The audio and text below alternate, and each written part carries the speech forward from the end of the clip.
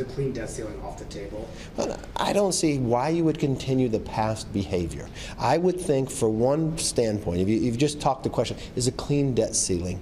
Well, would that mean we wouldn't do any approps bills and we just do an omni, that we wouldn't even do a budget? Yeah, that's totally off the table. We've got to change. Just raising the debt ceiling without any conditions. Well, no, I mean, well, I don't know if you have any children, but if you had a child and you gave them a credit card and they kept raising it and they hit the limit, so you just raised it again, clean increase, and again and again, would you just keep doing that, or would you change the behavior?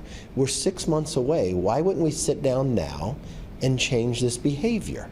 That we would put ourselves on a more fiscally strong position.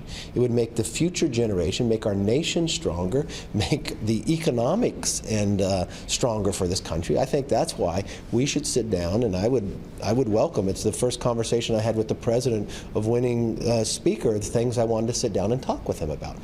Who wants to put the nation in some type of threat at the last minute of debt ceiling? Nobody wants to do that. That's why we're asking, let's change our behavior now. Let's sit down.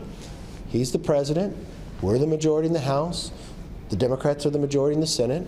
And let's, exactly the way the founders designed Congress to work, find the compromise and find the common sense compromise that puts us back onto a balanced budget that I believe every household, every state does this, every city, every county.